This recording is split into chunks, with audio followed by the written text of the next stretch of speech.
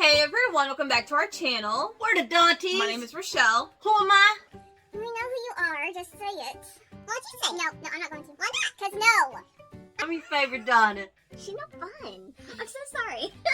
In today's video, we're going to go over with you our top favorite books that we read in the month of April, and it was tough.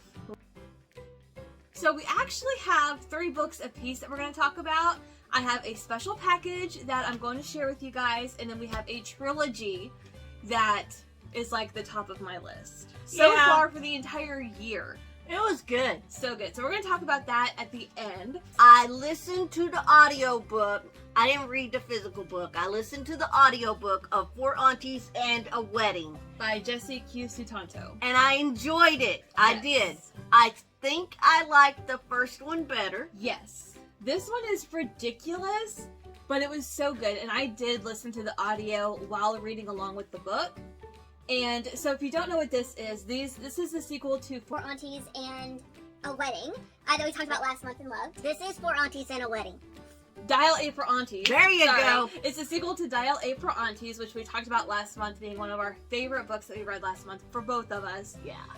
I really enjoyed this book as well. If you read the first one, expect the same craziness, but a little bit more. So you have these 4 aunties, and they're attending a wedding that's in the family, and they are taking on the mafia.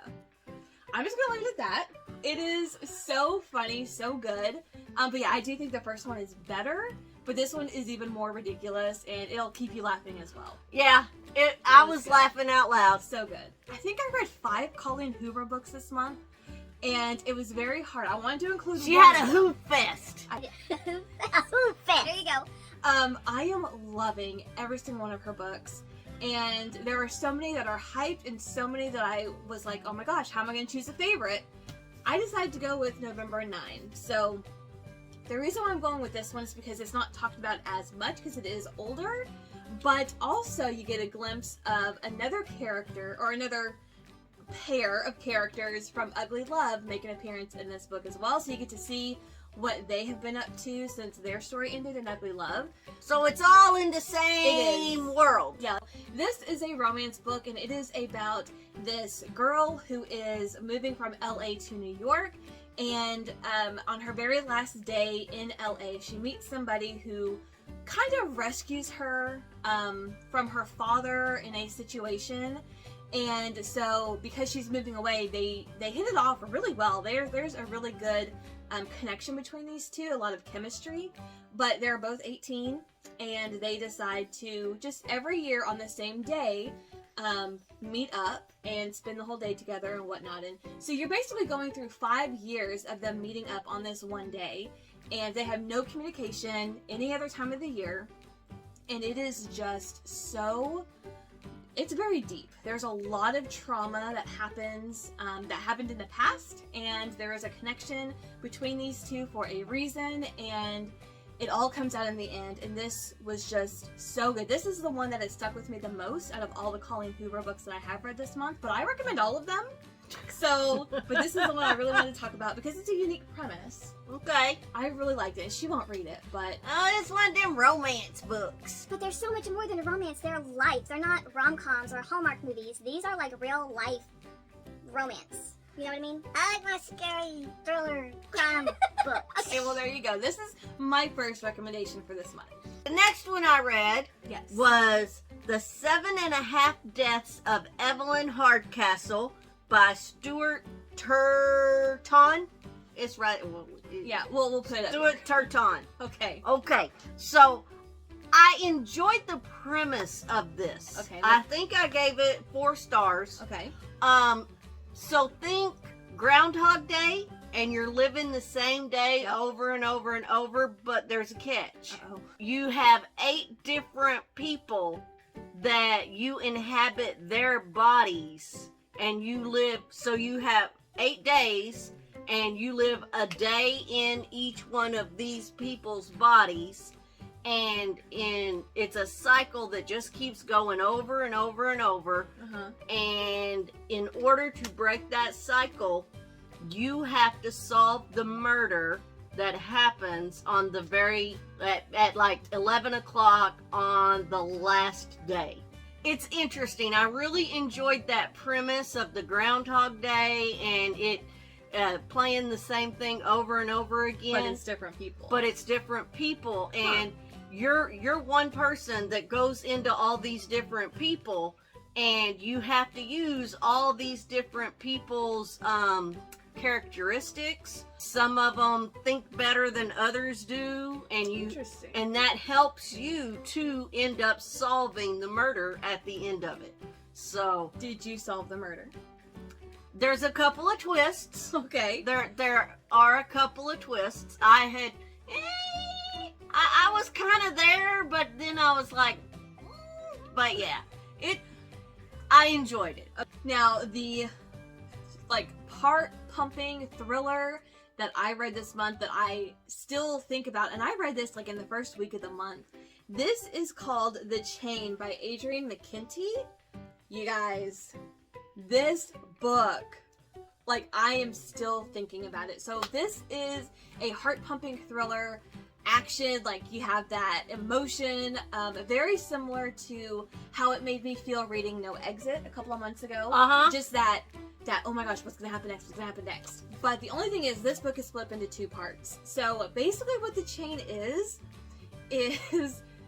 your child has been kidnapped, and in order to get your child back, you have to kidnap another child. And now you're a part of the chain. And the only way you get your kid back is if the parents of the child that you kidnapped, once they kidnap somebody, then you're going to get your kid back. Like, it's this chain, and there's rules. It starts with this 13-year-old girl at the bus stop waiting for the school bus and her getting kidnapped, and you're like, whoa, what's going on? So, and the first half of the book, you're following the story of this single, recently divorced mom who just recently got over breast cancer, and her 13-year-old daughter gets kidnapped, and she gets a phone call with instructions saying that she's about to get a phone call in about 5 minutes with the demands to get her child back and whatnot. And so she gets this phone call, and they explain that you have to kidnap somebody. They cannot have any familial relations to any politicians or law enforcement or anything of that nature, no military, etc. Like, there's a good, our granddaughters are safe. She has to dig and find a kid to kidnap and follow through with the kidnapping, and then make that same phone call to those parents, explain to them what they have to do. And once they kidnap a kid, she will get her daughter back, and she has to hold on to the kid that she kidnapped until, the next person kidnaps a kid. Does she contact the cops? No. No, so she don't let the cops know. No, there's no, there is kind of a ransom, but it's not about the money. It is about it's about the chain. She basically has to find a couple of different kids to kidnap, and she sends them to the people running the chain, and they basically have to approve, yay or nay. Wow, that sounds really cool. It is really cool. And like I said, the first half is about this kidnapping.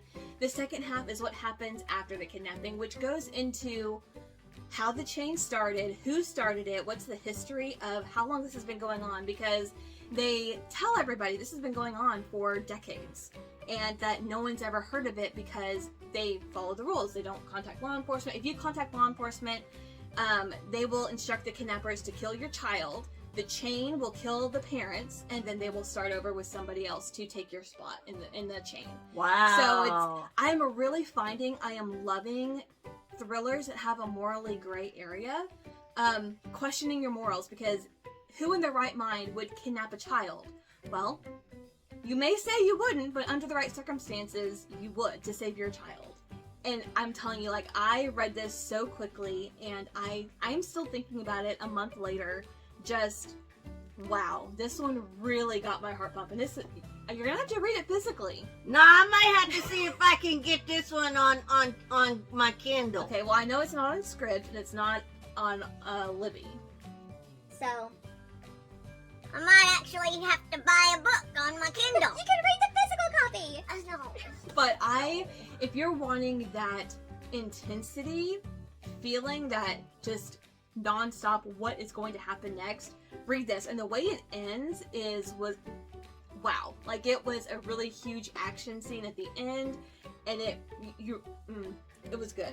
The last one I want to recommend is another audiobook that I listened to. Okay. The Cases That Haunt Us by John E. Douglas. Okay. And I gave this one 5 stars, y'all. This sounds like true crime. Oh, The yeah. Cases That Haunt Us? The Like, Cases That Haunt Us.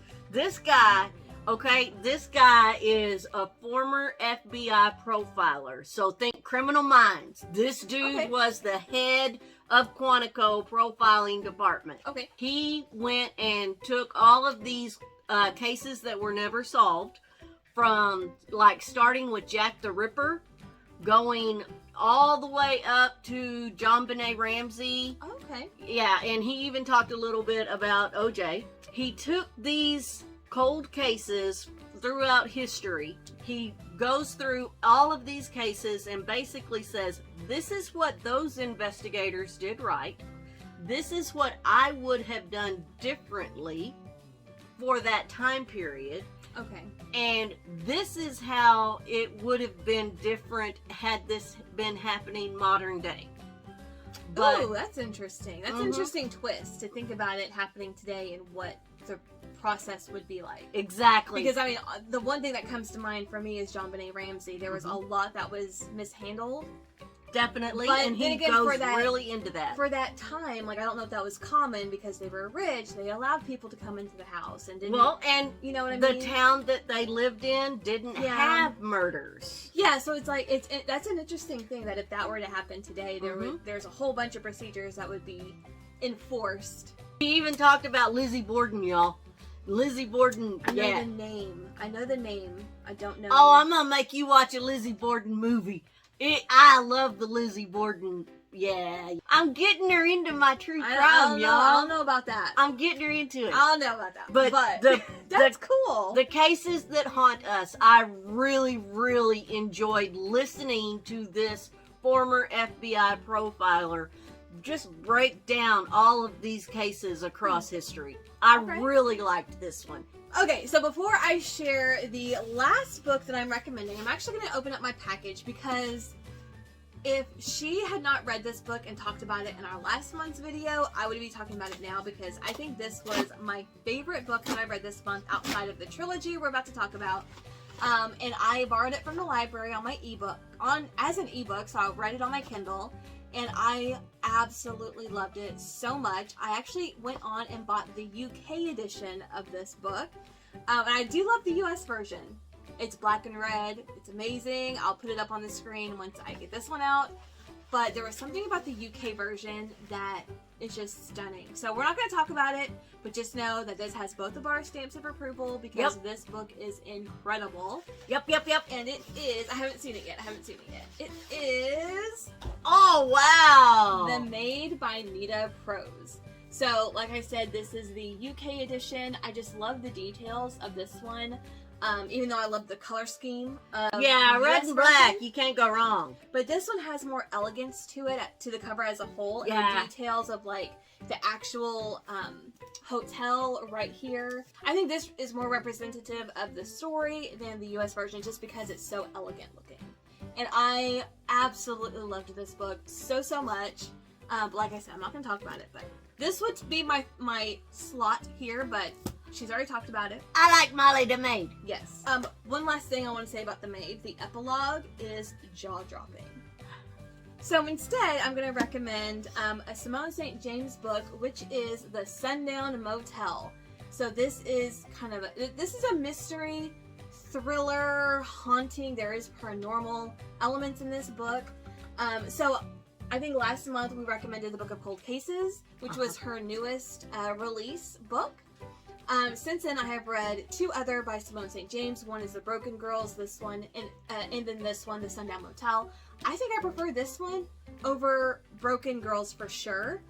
And I'm kind of torn if I liked the Book of Cold Cases better than this one or this one better. Really? Yes. This one is about this this woman who goes missing in 1982, and she works at the Sundown Motel. And fast forward 35 years later, her niece decides to find out what happened to her aunt back in 1982, so she ends up going to the town that her aunt was last seen alive in, and she ends up working at the Sundown Motel and trying to research what happened. The same place still open? Yes. And it has never been renovated, it has never changed, like, it's Okay, eerie. so now It's the Rundown Motel. Stop it. 35 years and no changes? Yeah. It's run down, y'all. Yeah. And so as the niece is like researching what was happening, she discovers that there were a lot of murders that happened in this town in the span of like 3 or 4 years. And the things that she discovers, and at the same time we're learning about the aunt's last couple of months in 1982 as well, so it's a dual storyline. It just came together so well, and I loved the ending. I do wish we had a little bit more on the ending. I wish there was more detail as to what happened next. So there is one piece of it that's kind of open-ended, kind of not. There's a couple of different ways it could play out. But I thoroughly enjoyed this. This one is creepy. I think this one was more creepy than the Book of Cold Cases. So if you have read that one, this one, only because one of the ghosties is a child. And children scare me. not like children. is it children, trying but to be The Shining? No, there's no twins. Oh, okay. But children who are possessed or who are evil and who are dead scare me. So, I think I did like this one better than Really? the Book of Cold Cases. Yeah. Okay, I got this on hold on Libby. Yeah. So I think this story was better than The Broken Girls, although I did like it. This one was just like next level for me. Okay, so then the last set of books that we're going to talk about is a trilogy. Now this trilogy, like, it has my heart. And I am currently rereading the first book again now that I know how everything plays out. Okay. Uh-oh. She What had happened loves was- this trilogy of books so much, and she wanted me to read it so bad so Yes. that she could talk about it, Yes. that she bought all 3 of them for me on Kindle. Yes. So I do own the ebooks of this, but I also own the physical books because she will not read the physical books. But at least, now I'll be able to send them home to my mom and my little sister in the future, and they'll be able to read them. And I can reread them as many times as I want to, even if my physical copies are gone. And that is A Good Girl's Guide to Murder by Holly Jackson. So, these books. Okay, so the first book, this starts all of it. This is the beginning. Now, all 3 of these books take place within like a 9-month period. Yeah, it's not even a year. So basically, this trilogy starts out with this girl named Pip, and she is working on her senior project called the Capstone Project, and she decides to find out what really happened 5 years ago about a murder in her small town. Because what happened was... She don't believe it. this girl gets murdered, and her boyfriend ends up, like, 2 days later committing suicide. Left a note saying that he did it, he's sorry, he took his own life, and that was it. No. He didn't leave a note, he sent a text. A note, okay, a text. Same thing. Not same. I did not say it was a handwritten note. Not same. No handwriting. I did not say a handwritten note. Okay. So there was no, like, investigation. There was some evidence in the trunk of the boyfriend's car and whatnot. So Pip has always thought that the case was weird. She never really, believed that it really happened. But if it is, then fine. She just wants to find out for herself what happened. And she's kind of like me. She just was really into true crime podcasts and stuff. Yeah. So she It decided was to take just on this a case. hobby. And the book of this, like, she explains everything that she's finding out. She goes and interviews people who are involved, even though she's not supposed to, but she does anyway. She finds pictures and text messages and pieces together things and finds out the truth about what happened 5 years ago. Okay, so that's the first book. And this is a YA trilogy, but it doesn't feel as juvenile as a YA book, if that makes sense. Yeah, I really enjoyed it. Whenever you see this and you think, oh, it's YA, it's not like cheesy, it's not like dumbed down. Like, you can follow along easily, but it's not in the language of a normal YA. So then the second book, which is Good Girl, Bad Blood. So this one, Pip decides to start a podcast to kind of lay out everything that occurred in the first book. And so she gets a pretty big following on social media, and this is like a few months after the fact, so she goes through all of her case notes and starts a podcast. So while she's wrapping up the first season of her podcast, one of her friend's brothers disappears. And the cops are not going to help because it's not out of character for the brother to disappear. He's disappeared before. Yeah. And he had a fight with his pops. Yeah. Oh, and he's like 22, 23. Yeah, he's like 22, He's an 23. adult. Yeah. So Pip's friend and his mom don't believe that he went off on his own. They believe that he was taken or something happened to him. And they beg her to help in the case. And she's kind of hesitant at first. But whenever she finds that the cops are not going to help try to find out what happened to him, she takes on the case and tries to investigate what happened to him while it's like an active case or before it's an active case. Yeah, because the police ain't gonna do it, so she's just gonna do it herself. This book, the end of it is gory and it is intense. And poor Pip, a lot goes down that traumatizes her towards the end of this book. But this one is still connected to this book. Like, there's still a connection because all the same people are kind of involved in the town. Like, you know them from this book. Things that she discovers, and it's a whole bunch of stuff that comes out that she was not expecting. And then it comes to this book where she's full of PTSD because of what happened in this book. Yes. So she's got big time PTSD. Yes. This one is As Good as Dead. And I just want to say the duct tape on this cover is so eerie.